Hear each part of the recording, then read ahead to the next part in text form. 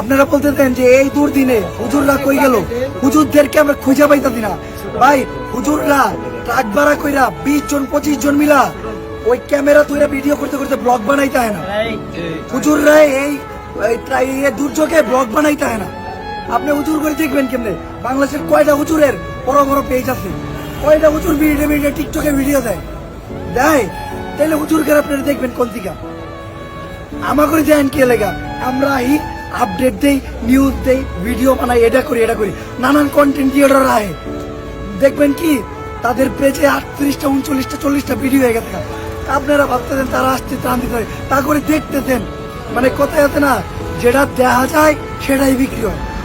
একটা কথা, হুজুররা যদি আজকে ব্লগ করতো, হুজুররা যদি একটা মিউজিক লাগাইতো ব্যাকগ্রাউন্ডে, ওই হুজুররা যদি এই যে বইরা এমনি ভিডিও করতে করতে ব্লগ করতে করতে আইতো, হুজুররা যদি একজনের কান দিত, 5 জন ছবি তুলতো, হুজুররা যদি ক্যাপশন লাগতো, তাইলে আজকে আপনারা হুজুররাও মানে ওই যে দেখতে পাইতেন।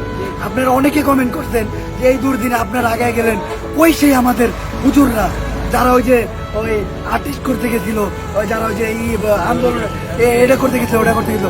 আমি ওই এই শুধু ভিডিওটা করলাম এই কারণে যে হুজুরদেরকে আমি দেখাই দিলাম আমাদের বাংলাদেশে মাদ্রাসার স্টুডেন্টরা এমন ভাবে অবহেলিত, এইটা মানা যায় না।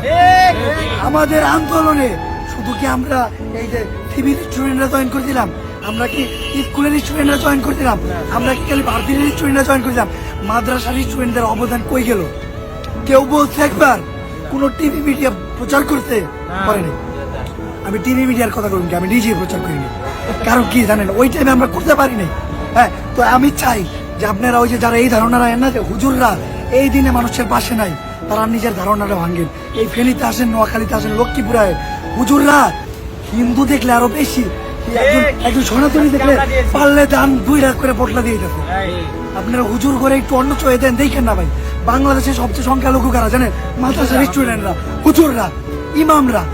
বাংলাদেশে ওই যে এখন কি নিয়ে আন্দোলন হয়, আনসার নিয়ে আন্দোলন হয়, হুজুরকে নিয়ে আন্দোলন হওয়া উচিত। আমি জোর দাবি করুন, আপনারা দয়া করে ওনাদের আলাদা চোখে দেখেন না।